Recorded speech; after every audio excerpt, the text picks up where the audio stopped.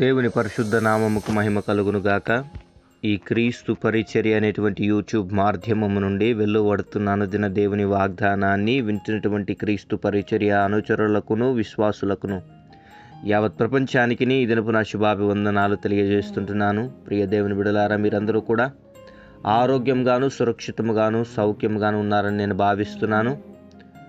మీరందరూ అందించినటువంటి ప్రార్థన విన్నపాల నిమిత్తమై క్రీస్తు పరిచర్యలో ఉన్నటువంటి ప్రతి విశ్వాసులు ప్రార్థన అనుచరులు ప్రార్థిస్తున్నారు.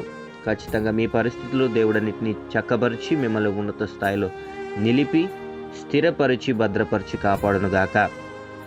మరి ప్రియ దేవుని బిడ్డలారా, నేటి వాక్య ధ్యానాంశాన్ని మనం గ్రహించినట్లయితే మనము ఇంకొద్ది రోజుల్లో ఈ సంవత్సర అంతంలో మనం ఉన్నాం. ఈ సంవత్సరము ముగియబోతుంది.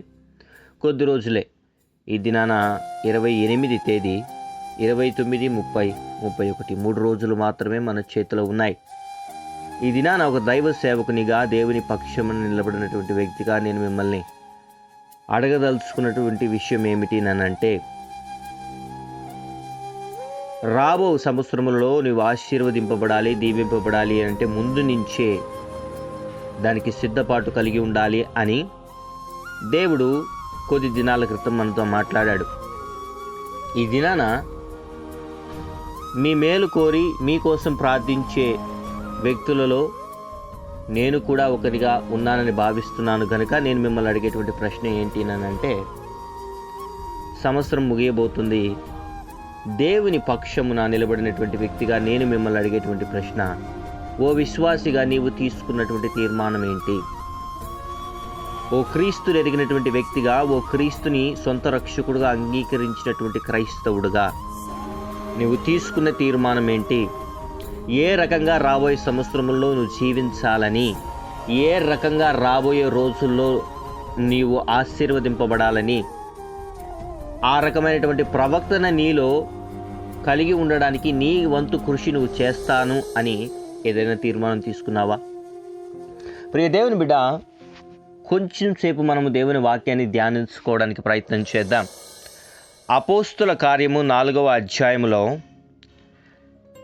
యేసుక్రీస్తు ప్రభువారిని సొంత రక్షకుడిగా అంగీకరించి ఆయన దేవుడిని తెలుసుకొని వారి జీవితాలని ఆయన కోసం అప్పగించినటువంటి శిష్యులు యేసుక్రీస్తు ప్రభువారు ఆరోహణమై వెళ్ళిపోయిన తర్వాత తండ్రి దగ్గరికి, ఇదిగో ఏ మనుషులనైతే ఆయన శిష్యులుగా ఎంచుకున్నాడో వాళ్ళకి పరిశుద్ధాత్మ శక్తిని అనుగ్రహించి ప్రతి పట్టణములోను పల్లెల్లోనూ గ్రామంలోనూ కూడా సువార్త ప్రకటించడానికి వాళ్ళకి శక్తిని అనుగ్రహించాడు.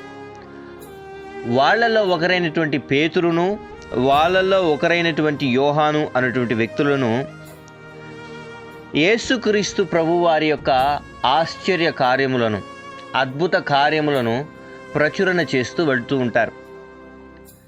ఇదిగో ఒకానొక స్థలముకు వాళ్ళు వచ్చినప్పుడు ఈ యేసుక్రీస్తు ప్రభువారు శిష్యులలో ఒకడైనటువంటి పేతురు ఎవరైతే ఉన్నారో ఆయన ప్రజలతో మాట్లాడుతుండగా ఏం చేస్తారనంటే, దేవాలయపు అధిపతులు, సద్దుకాయలు, పరిసయ్యులు, శాస్త్రులందరూ వచ్చి పట్టుకొని యేసుక్రీస్తు నిమిత్తమై వీరు బోధన చేస్తున్నారు. యేసుక్రీస్తు నిమిత్తమై అంటే ఎవరైతే చనిపోయారో, ఎవరైతే ఇప్పుడు లేరో ఆయన నామము నిమిత్తమై ఇదిగో వీళ్ళు దయ్యాలను వెళ్ళగొడుతున్నారు, అనేక మందిని స్వస్థపరుస్తున్నారు. వీళ్ళ అజెండా ఏంటి, అసలు వీళ్ళెవరు, ఎక్కడి నుంచి వచ్చారు అన్నటువంటి విషయం నిమిత్తమై వీళ్ళని ఆరా తీద్దామని పట్టుకొని, అప్పటికే సాయంకాలం అయిపోయి ఉంటుంది కాబట్టి వాళ్ళని ఏం చేస్తారంటే ఖైదీశాలలో వేసి ఉంచుతారు. ఈ మ్యాటర్ అంతా మీకు అపోస్తుల కార్యం 4వ అధ్యాయం చదివితే అక్కడ మీకు క్లియర్గా లిఖింపబడి ఉంటుంది.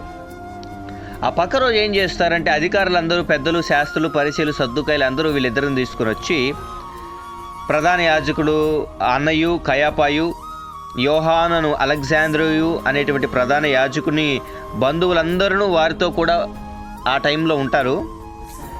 వారు పేతురును, యోహానును మధ్యలో నిలబెట్టి అడిగేటువంటి ప్రశ్న ఒకటే, మీరు ఏ బలము చేత, ఏ నామమును బట్టి ఇవన్నీ చేస్తూ ఉన్నారు అని ఆ ప్రధాన యాజకులు, శాస్త్రులు వాళ్ళని ప్రశ్న అడిగినప్పుడు వాళ్ళు చెప్పేటువంటి ప్రశ్న ఏంటి అంటే, పేతురు మీదకి పరిశుద్ధాత్మ దిగి పేతురుని బలపరిచి పేతురు నోరు తెరిచి మాట్లాడడం ప్రారంభిస్తాడు. అపోస్తుల కార్యం 4వ అధ్యాయం 7వ వచనం కనుక చూసినట్లయితే, వారు పేతురును యోహానును మధ్య నిలవబెట్టి, మీరు ఏ బలము చేత ఏ నామమును బట్టి దీన్ని చేస్తారని అడుగగా, పేతురు పరిశుద్ధాత్మతో నిండిన వాడు ఇట్లనెను. 9వ వచనం, ప్రజల అధికారులారా పెద్దలారా, ఈ దుర్బలునికి చేయబడిన ఉపకారమును గూర్చి వాడు దేని వలన స్వస్థత పొందెనని నేడు మమ్మును విమర్శించుచున్నారు గనుక, మీరందరూ ఇశ్రాయేలు ప్రజలందరూ తెలుసుకొనవలసినదేమనగా, మీరు సిలువ వేసినట్టు మృతులలో నుండి దేవుడు లేపినట్టు నజరేయుడైన యేసు క్రీస్తు నామమునే వీడు స్వస్థత పొంది మీ ఎదుట నిలుచుచున్నాడు. ఇల్లు కట్టువారైన మీరు తృణీకరించిన రాయి ఆయనే. ఆ రాయి మూలకు తలరాయి అయ్యెను. మరి ఎవని వలనను రక్షణ కలగదు. ఈ నామమునే మనము రక్షణ పొందవలెను. కానీ ఆకాశం క్రింద మనుషులలో ఇయ్యబడిన మరి ఏ నామమున రక్షణ పొందలేము అనెను. ప్రియ దేవుని బిడ్డలారా, మిమ్మల్ని ఫస్ట్ నేను ఒక ప్రశ్న అడిగా, మీ తీర్మానం ఏంటి రాబోయే రోజుల్లో అని. ఇక్కడ పేతురు చూడండి ఒక మాట అంటాడు, పరిశుద్ధాత్మతో నిండిన వాడే. ఆయన సొంత మాటల్లో మాట్లాడలేదు ఆ మాటలు, లేదా ఆయన సేవ చేసిన ఎక్స్పీరియన్స్లో నుంచి రాలేదు ఆ మాటలు, లేదా దేవుడు నేర్పిన మూల పాఠాల్లో నుంచి రాలేదు ఆ మాటలు. పరిశుద్ధాత్మతో నిండిన వాడై, పరిశుద్ధాత్మ శక్తితో, ఆ పరిశుద్ధాత్మ అతనిలో వాక్శక్తిని అనుగ్రహించిన కొలది ఏ శక్తిని అయితే తను పొందుకున్నాడో, ఏ దేవుని మీదైతే తను ఆనుకున్నాడో, ఏ ఆత్మ చేత అయితే తను నడిపింపబడుతున్నాడో, ఆ ఆత్మ అతనితో మాట్లాడించిన మాట ఏంటో తెలుసా? ఈ దుర్బలుడు ఎవడైతే ఉన్నాడో మీ ఎదుట నిలబడి స్వస్థత పొందినవాడు, మేము ఒకరిని స్వస్థపరచగా, మేము ఒకరిని ఆదరించగా, ఒకరు చీకటిలో ఉన్నప్పుడు వాళ్ళకి వెలుగుకరమైనటువంటి వాక్యాన్ని మేము ప్రచురణ చేయగా, మీరు దాని నిమిత్తమై మమ్మల్ని తీసుకొచ్చి బంధించి ఈ దినాన మీ మధ్యలో నిలబడున్నాడు ఒక దుర్బలుడు స్వస్థత నుండి, వాడు ఏ నామం వలన స్వస్థత పొందాడు అని మీరు మమ్మల్ని ప్రశ్నిస్తున్నారే.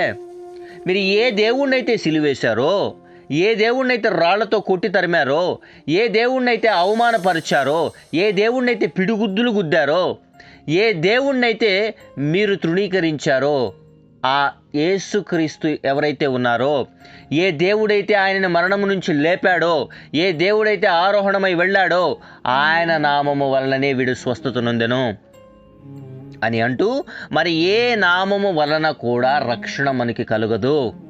ఆకాశము పైన కానివ్వండి, భూమి క్రింద కానివ్వండి, ఎక్కడైనాను నామము అనబడుతున్నటువంటి వాటిలలో నుండి మనకు రక్షణ కలగదు. కేవలం యేసుక్రీస్తు వలనే మనకు రక్షణ కలుగుతుందని రూఢిగా చెప్పాడు.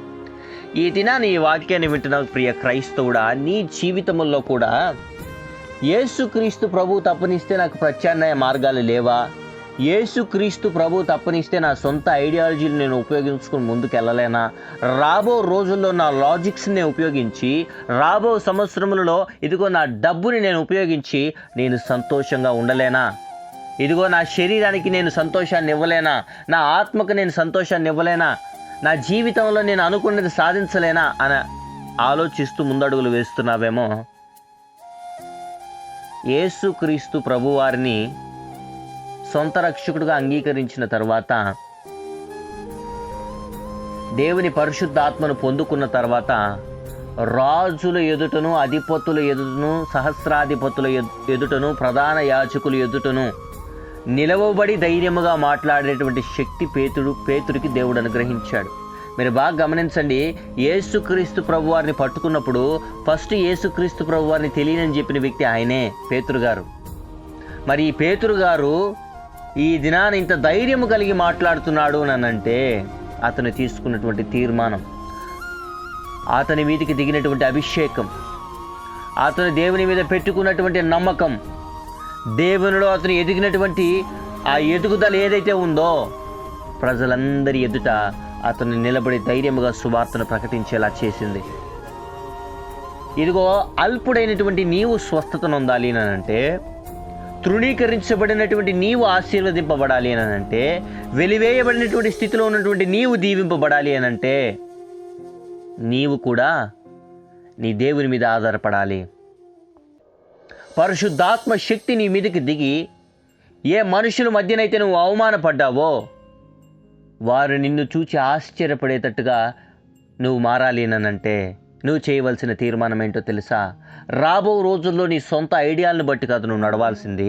రాబో సంవత్సరంలో ఇదిగో ఎవరో ఏదో సలహా ఇస్తే దాన్ని బట్టి కాదు నువ్వు నడవాల్సింది. రాబో సంవత్సరంలోనైనా సరే దేవుని మీద ఆధారపడి బ్రతికేటువంటి వ్యక్తిగా నువ్వు మారాలి. దేవుని సహాయం కోరుకునేటువంటి వ్యక్తిగా నువ్వు మారాలి.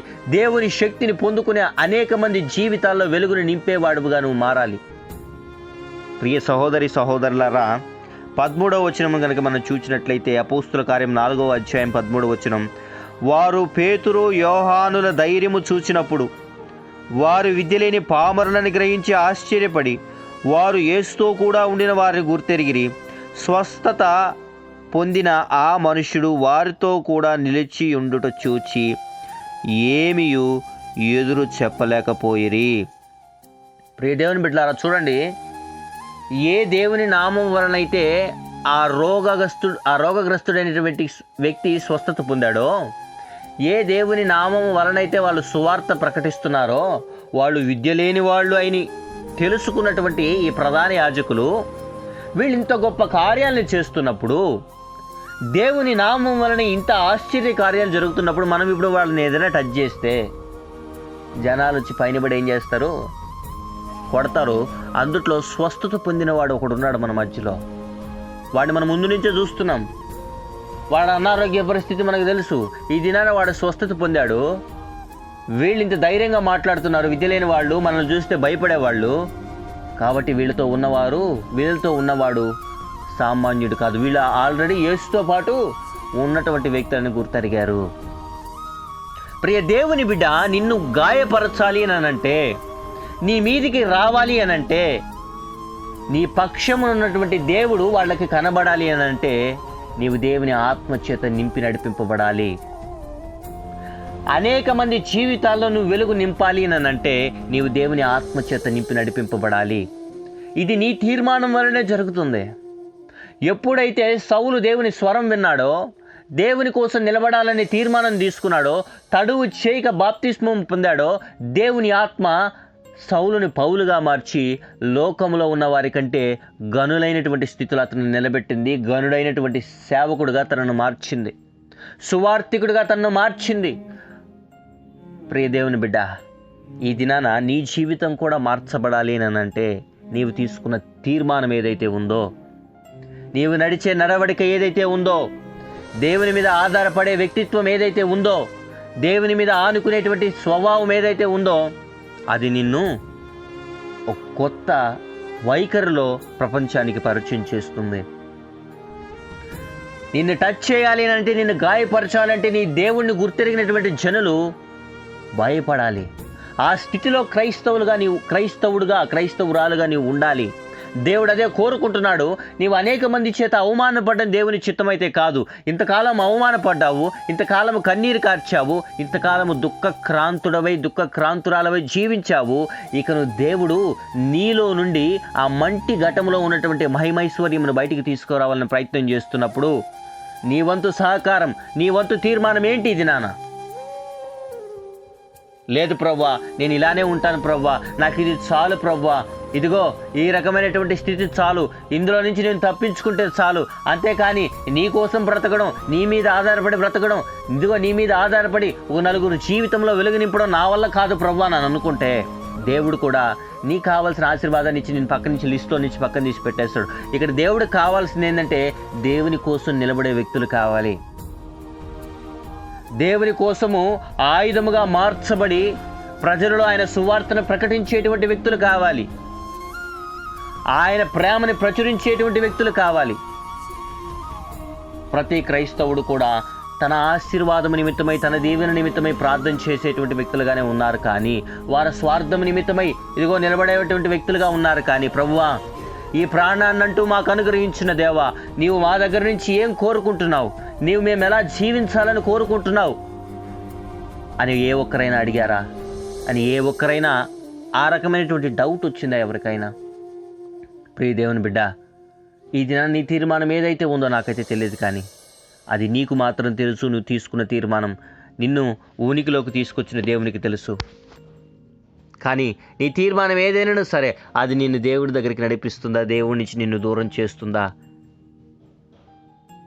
ఈ విషయాన్ని నువ్వు జ్ఞాపకం చేసుకొని నువ్వు తీసుకున్నటువంటి తీర్మానం నిమిత్తమై ప్రభు సన్నిధిలో ప్రార్థన చేసిన ఎడల అది ఏ రకమైనటువంటి సమస్య అయినను సరే, ప్రజలు ఎదుట దేవుడు నువ్వు నిలబడినప్పుడు దేవుడు ఆత్మ నిన్ను అనేక మందికి పరిచయం చేస్తూ ఏ ఒక్కరూ కూడా నిన్ను గాయపరచకుండా నిన్ను ఆయన కౌగిలిలో దాచి నడిపించి కాపాడుతుంది. గొప్ప కార్యాలు నీ దగ్గర చేయిస్తుంది. నీ జీవితంలో ఇదిగో ఆ దేవుని పరిశుద్ధాత్మను నువ్వు పొందుకున్నప్పుడు గొప్పవాడివిగా గొప్ప వ్యక్తిగా నువ్వు మారుతావు. అటువంటి కృపా నిశ్చయత నీ తీర్మానంలో నుండే దేవుడు కలిగించాలని ఆశపడుతుండగా ఓ మంచి తీర్మానం తీసుకుందాం. దేవునికి అవకాశం అనుగ్రహిద్దాం. తద్వారా మన జీవితాల్లో ఆశీర్వాదాలు పొందుకుంటూ అనేక మంది జీవితాల్లో వెలుగును నింపిన వారుగా, వెలుగును నింపిన క్రైస్తవులుగా, దేవుని బిడ్డలుగా మనం ఉండాలని దేవుడు కోరుకుంటుండగా దేవునికి అవకాశం ఇచ్చి ఆయన కృప పొందుకొని రాబో రోజుల్లో సంతోషకరంగా జీవిద్దాం. అందరం కలిసి ప్రార్థన చేద్దాం. మహాపరిశుద్ధుడును మహోన్నతుడును సర్వోన్నతుడును జీవాధిపతి జీవము కలిగిన రాజా, నీ ఘనమైన శ్రేష్టమైనటువంటి నామమునకు స్తుతులు స్తోత్రాలు వందనా చెల్లిస్తున్నాం. ఎంతమంది బిడ్డలైతే ప్రభానైనా ఈ దినాన క్రీస్తు పరిచర్య అనేటువంటి యూట్యూబ్ మాధ్యమం ద్వారా అనుదిన దేవుని వాగ్దానాన్ని వింటున్నారో బిడ్డలందరినీ జ్ఞాపకము చేసుకోమని ప్రార్థన చేస్తున్నాం. బిడ్డలందరిని ఆశీర్వదించమని ప్రార్థన చేస్తున్నాం. బిడ్డల జీవితాల్లో మెండైనటువంటి దీవెనలను కుమ్మరించమని ప్రార్థన చేస్తున్నాం. దారి దెన్ను లేక ప్రభానైనా ఏ తీర్మానం తీసుకోవాలో తెలియక మానసికంగా చతికిలి పడిపోయినటువంటి స్థితిలో ఉన్నటువంటి ప్రతి బిడ్డల్ని తట్టి లేవనెత్తుతున్న రీతిని బట్టి నీకు వందన. యోహాను, పేతురు ఏ రకమైనటువంటి ఆత్మచేత నింపి నడిపింపబడి వాళ్ళు తీసుకున్న తీర్మానం నిమిత్తమై వాళ్ళు నిలబడినటువంటి ప్రభానైనా ఆ వాక్ శక్తి ప్రభానైనా ఏదైతే ఏ ఫౌండేషన్ మీద వాళ్ళు నిలబడ్డారో, క్రీస్తు అనే బండరాయి మీద ఎలా నిలబడి ప్రభువును సువార్త ప్రకటించగలిగారో అయ్యానైనా ఆ ధైర్యము బిడ్డలకు అనుగ్రహించండి. పిరికి వారిలాగా చీకటిలో ఉన్నామని భయపడకుండా వెలుగు జ్యోతుల వలె ప్రభానైనా వెలుగు సంబంధుల వలె ప్రభాన చీకటిని చీల్చుకుని పోరాడగలిగేటువంటి క్రైస్తవులుగా బిడ్డలకు ధైర్యాన్ని అనుగ్రహించండి. ఏ కుటుంబంలో ఏ సమస్య ఉందో, ఏ బాధ ఉందో, ఏ ఇరుకు ఇబ్బంది కన్నీరు ఉందో ప్రభానైనా ఈ దినాన యేసు నామములో పరిస్థితులన్నింటినీ లైము చేయమని ప్రార్థన చేస్తున్నాం ప్రభా. బిడ్డలకి సంతోషకరమైనటువంటి వర్తమానాలు శుభవచనాలు బిడ్డలు విందురుగాక. బిడ్డల జీవితంలో రాబో దినాల్లో ఒక ఆశీర్వాదకరమైనటువంటి స్థితిలో బిడ్డలను ఉంచండి. ఉద్యోగం లేని వారికి ఉద్యోగాలు అనుగ్రహించండి. వివాహ సంబంధాల కోసం ఎదురు చూస్తున్నటువంటి బిడ్డలకి నీ చిత్తంలో ఉన్నటువంటి సంబంధాలు వచ్చి ఘనముగా వివాహాలు జరుగునుగాక. నజరేయుడైనటువంటి యేసు నామములో ఆర్థికంగా చతికిల పడిపోయిన ప్రతి కుటుంబాన్ని లేవనెత్తమని ప్రార్థన చేస్తున్నాం. చేతులను ఆశీర్వదించమని ప్రార్థన చేస్తున్నాం ప్రభా. ఆ కుటుంబంలో ఎవరి మారు మనసు కోసం అయితే నువ్వు ఎదురు చూస్తున్నావో ప్రభానైనా ఆ బిడ్డలో మారు మనసు పొంది ప్రభాన పాపక్షమాపణ పొంది ప్రభానైనా నీ దగ్గరికి చేరుదురుగాక.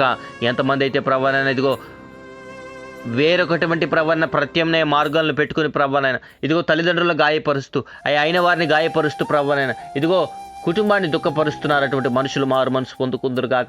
వారి కుటుంబాన్ని తిరిగి చేరుదురుగాక. ప్రభావం విడిపోయినటువంటి స్థితిలో ఉన్న ప్రతి కుటుంబం భార్యాభర్తలైన, అన్నదమ్ములైన, తల్లిదండ్రుల బిడ్డలైన కలుసుకుందరుగాక. మళ్ళీ ప్రభావం లీగల్ మ్యాటర్స్లో ఇదిగో లోన్స్ ప్రభావం కట్టుకోలేక అప్పుల బాధలతో ఈఎంఐ క్రెడిట్ కార్డ్స్ ప్రభావం వడ్డీలు కట్టుకోలేక భయంకరమైనటువంటి అవమానకరమైనటువంటి స్థితిలో బాధపడుతున్న ప్రతి బిడ్డలకి ప్రభావైనా నీ చేయూత సహాయాన్ని అనుగ్రహించమని ప్రార్థన చేస్తున్నాం.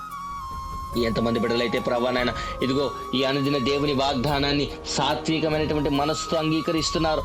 ఈ అనుదిన దేవుని వాగ్దానాన్ని